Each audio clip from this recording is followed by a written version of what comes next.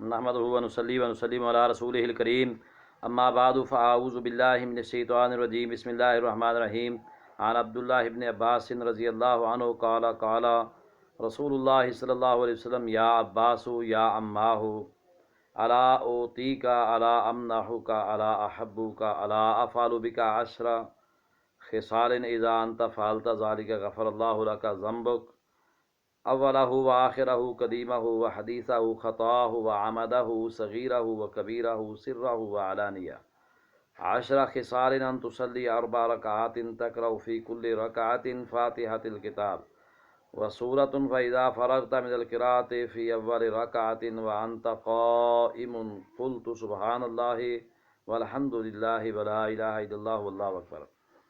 حضرت عبداللہ بن عباس رضی اللہ عنہما یہ روایت بیان کرتے ہیں کہ رسول اللہ صلی اللہ علیہ وسلم نے اپنے چچا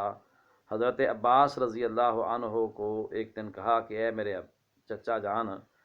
کیا میں آپ کو کوئی ایسی چیز نہ عطا کروں، آپ کو کچھ عطا نہ کروں؟ الا امنحو کا، میں آپ کو کچھ عنایت نہ فرماؤں؟ الا احبو کا، کیا میں آپ کو کوئی تحفہ نہ دوں؟ الا افعل بک 10 خصال، کیا میں آپ کو 10 اچھی خصلتوں والا اور عادتوں والا نہ بنا دوں؟ یعنی رسول اللہ صلی اللہ علیہ وسلم کس انداز میں اپنے چچا عباس کو کہہ رہے ہیں کہ کیا میں آپ کو کچھ عطا نہ کروں، کیا کچھ آپ کو عنایت نہ فرماؤں، کیا کچھ تحفہ نہ دوں، کیا آپ کو کوئی 10 ایسی عادتیں نہ بتاؤں کہ جن کی وجہ سے اللہ تعالیٰ آپ کے گناہ معاف کر دیں۔ کون سے گناہ؟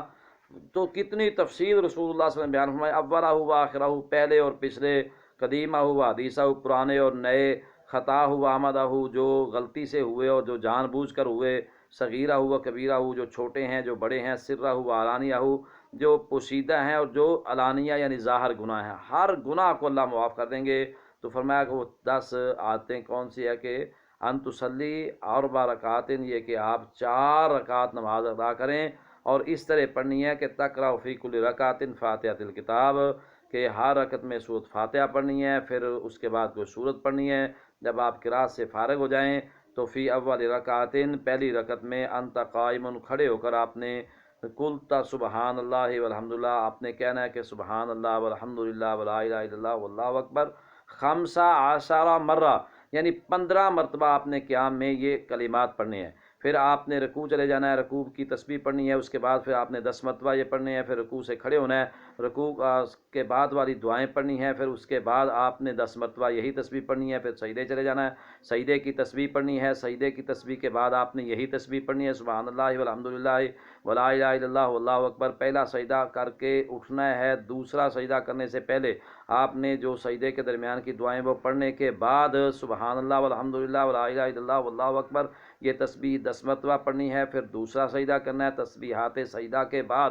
آپ نے 10 مرتبہ یہی تسبیح دہرانی ہے، پھر آپ نے پہلا سجدہ دوسرا سجدہ کر کے اٹھنا ہے، تو رکعت کے لیے کھڑے نہیں ہونا بلکہ قعدہ میں بیٹھ جانا ہے، بیٹھ کے آپ نے 10 مرتبہ یہی تسبیح پڑھنی ہے، تو یہ ٹوٹل 75 مرتبہ ہو جائے گی۔ یعنی 75 مرتبہ اس طرح ایک رکعت میں پڑھنی ہے، پھر دوسری میں اسی طرح، پھر تیسری میں، پھر چوتھی میں، یعنی یہ 75 مرتبہ آپ نے یہ ٹوٹل 300 مرتبہ تسبیحات پڑھیں گی جو آپ نے 4 رکعات میں پڑھنی ہے۔ تو یہاں پہ یہ بات بتا دوں کہ ہر رکعت میں ہر جو نا تسبیح کے بعد آپ پڑھیں گے، لیکن اتحیات میں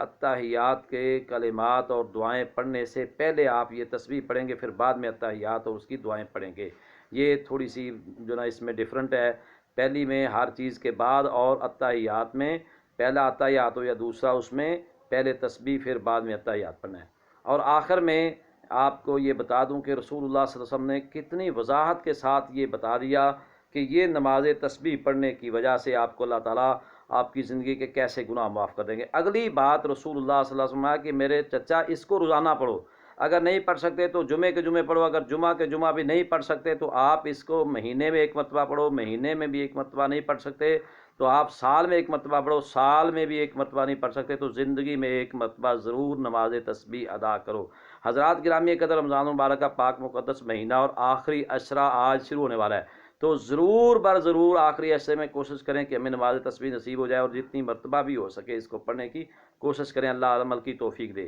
اب نماز تسبیح کی جماعت کے حوالے سے میں ایک بات عرض کر دوں، سنت نبوی صلی اللہ علیہ وسلم یا اصحاب النبی صلی اللہ علیہ وسلم سے اس کی جماعت کروانا ثابت نہیں ہے۔ یہ ایک نفلی نماز ہے، اکیلے اکیلے پڑھنا، تنہا پڑھنا، یہ زیادہ باعث اجر و ثواب ہے، چونکہ یہ اپنے رب کے ساتھ اللہ تعالیٰ کی خاص مناجات ہیں، اور خاص ایک نماز ہے جو رسول اللہ صلی اللہ علیہ وسلم نے ہمیں سکھلائی ہے۔ تو اس نماز کی ادائیگی اکیلے میں کرنا، راتوں کے اندھیروں میں کرنا، دن کے سویروں میں لوگوں سے الگ ہو کے کرنا، تو اس کو کوشش کر کے اپنے کاموں سے وقت نکال کے نماز تسبیح ضرور ادا کرنی ہے۔ ہمارے ہاں یہ کچھ ایسے رواجات ہیں کہ جو رواجات دین کا نام پکڑ چکے ہیں۔ ہمارے ہاں میں نے کئی جگہ دیکھا ہے کہ جمعے کے جمعے عورتوں کو اعلان کر کے اکٹھا کیا جاتا ہے، ان کو باجماعت نماز تسبیح پڑھائی جاتی ہے، جبکہ ایسا کوئی بھی عمل سنت نبوی صلی اللہ علیہ وسلم سے ثابت نہیں ہے کہ عورتوں کو اعلان کر کے اکٹھا کیا جائے، پھر ان کی جماعت کروائی جائے، نماز تسبیح پڑھائی جائے۔ جبکہ عورتیں بھی یہ نماز پڑھ سکتی ہیں، مرد بھی پڑھ سکتے ہیں، پڑھنی چاہیے، بڑی فضیلت ہے، بڑی برکت ہے، گناہ معاف ہوتے ہیں، پڑھنی چاہیے، روزانہ پڑھو، جمعے کے جمعے پڑھو، منتھ کے منتھ پڑھو، سال میں ایک مرتبہ پڑھو، زندگی میں ضرور ایک مرتبہ اس کو پڑھو، لیکن اکیلے اکیلے پڑھنا سنت سے ثابت ہے۔ اللہ تعالیٰ ہمیں اپنے پیارے نبی صلی اللہ علیہ وسلم کے طریقے کے مطابق ہر عمل کرنے کی توفیق عطا فرمائے، کیونکہ عمل کا جو نا صحیح اجر تب ہی ہمیں ملے گا جب ہم اپنے پیارے نبی صلی اللہ علیہ وسلم کے برکات